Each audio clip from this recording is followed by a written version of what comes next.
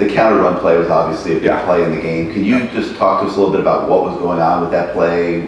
What adjustments maybe you tried to make? What didn't get done? It's not real complicated. We've seen it all year. I mean, every game we've played, they've run the counter. The first thing is, obviously, you change the fronts up anyway in a game. So we played the bare front against it. We played what would be called an under front against it, where the B gap bubble is open, closed. We played an over front to it in which the B gap is open. All those are different fits. We played 41 snaps of middle field coverage. So we had a safety down in the box. Hat-wise, we had enough numbers. It wasn't a numbers issue. A couple of times we did not play the double team well. They doubled down. We had too much movement. A couple of times, at one time we got up the field a little bit too much with the end, the edge setter or the spiller on it. But the big problem was we just didn't tackle very well. We just a lot of missed tackles in that area, a lot. I just didn't tackle very well. Good back, but still got to tackle. How many times did they run it? It seemed 32. I was going to say, it seemed like 32. almost every play they were running that. No, it wasn't every play because they played 70 snaps. Right, but it was close. 32 of 70s, a lot.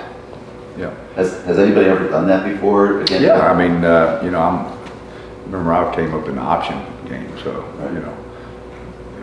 when you get against teams who can't throw it, they'll run the ball sometimes and run the same play a lot. Option teams back in the day ran the same play a lot. This day and age you don't see. You see the zone play, you just don't talk about it as much because so many people run the zone play. I mean, there's times you come out of a zone team where a game where they've run the zone play 17, 18, 19, 22 times. They may not have but 80 yards rushing, but they run it a lot. So, and that's their lead play. That's what he likes. And the back did a really good job. We didn't tackle very well. But why do you think that is? What happened with the tackling when you look at it? Just didn't get them on the ground. It's fundamentals, it's coaching, and we've improved tackling very, considerably. Not where we want to be. I don't know that it ever is going to get where we want it to be in this day and age, just simply because of the practice time and the way you have to practice. But that's not making an excuse. That's just a fact.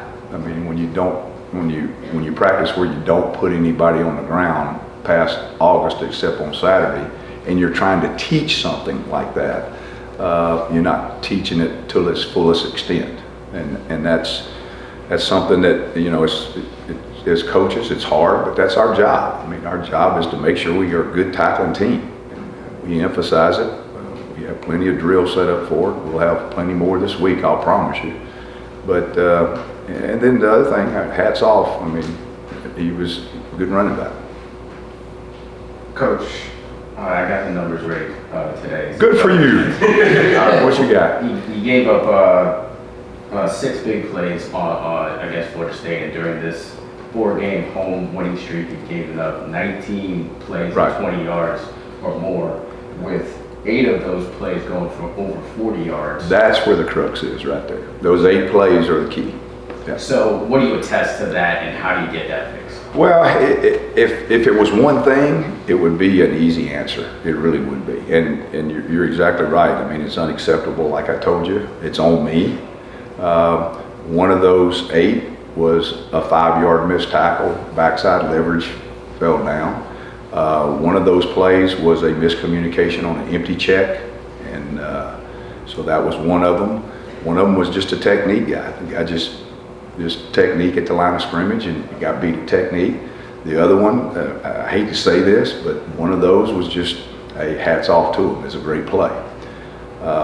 Then I think the other night we had an issue where actually that was supposed to be double coverage, and so it wasn't egregious in that he was not relatively where he was supposed to be, but not totally where he was supposed to be. So, I mean, my answer to that is it would be a whole lot easier if you could say, okay, we've got a player that we have to help in coverage, but that's not the case. It would be very easy to say, okay, we don't play this coverage very well, we need to play this coverage more. That's not the case. They're all different. There's not one single one of those you're talking about, those 8 you're talking about that are, like you said, just, they're unacceptable. And it's on me, like I told you last week. And I'm glad you got the numbers, by the way. Now we're on the same page. They're not the same. And that makes it really, really hard, because you fix something over here and you got a hole over here. And so it's just continue to work. Confidence, teaching, coaching, all those things put together. When the team is able to run counter 30, almost half their offensive plays, how do you kind of keep the defense from getting dispirited? I mean, it may have happened Saturday, but how do you get them back up for this game? Well, like I've told you before, to this point, and we fully expect it. I mean, they came to work yesterday with a good attitude. We've not had that issue. They've been resilient in that fact. But at some point in time, we've got to get this thing turned to where we're not talking about it every 2 or 3 weeks. That's my responsibility, and you got to keep doing it. But it's really just confidence, and you got to work now. You got to work. Coach talks about that all the time. And these guys have been willing to work, but it's just putting the pieces together. Anything else for Coach Steele? It seems like, not to try to call anyone personnel, but it seems like James Williams had a bit of a rough game on Saturday. Obviously he has a ton of talent. Where do you want to see him kind of improve or work on next, for the remainder of the season, I guess?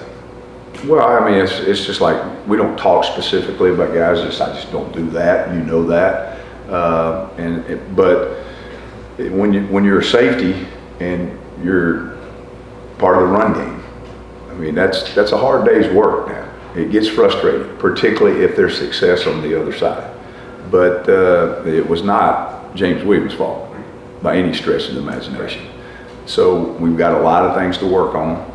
And James is the kind of guy, he's a tough guy, he's hard-nosed, football's important, he loves the University of Miami, he comes to work every day. Sometimes some of the greatest hitters in the world have had days where they struck out, and it is just the way it is. I've seen that little quote sometimes where all the game-winning shots Michael Jordan have hit, but then there's another number of how many he missed. It's, sometimes the great ones have bad days. Why do you think you're having troubles with consistency? I know you don't want to talk individuals, but there are certain guys that look like All-Americans, say a week ago against Virginia. I think this, and that's an easy question to answer. This is not checkers. The board is not painted exactly the same all the time and you move square to square. That's not the way it works.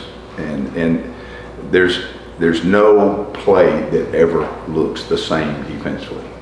Even those counters, sometimes the guy's pulling a little wider, sometimes a little tighter, sometimes he's a little high on it, sometimes the thing came downhill, sometimes it was a little wider, sometimes it bounced. So you got to be real careful of saying, well, this guy had a bad day this week and played really good last week. Well, what did they run against him? What was he asked to do?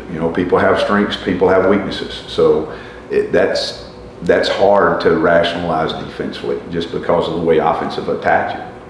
And I guess the great players find a way, get to the point where they can do it every week, no matter what is taking place? Is that the ones that have done it for a long time? Yeah. I mean, a long time where that's I wouldn't say great players. I've been around some really, what you would say, guys who didn't go on and play in the NFL 8, 9, 10 years, didn't make it in the NFL, but they had a lot of experience in what they were doing. Coach, Georgia Tech's offense, you talk about that a little bit. Right, well, they've had a little quarterback change, but offensively, Chip Long, their offensive play caller, he's been the offensive coordinator at Notre Dame. He's very much like the 3 teams that we played in a row now, offensively, in terms of style. Virginia Tech, Virginia, and Florida State, a lot of similarities in what they did, in a lot. He's kind of off of that.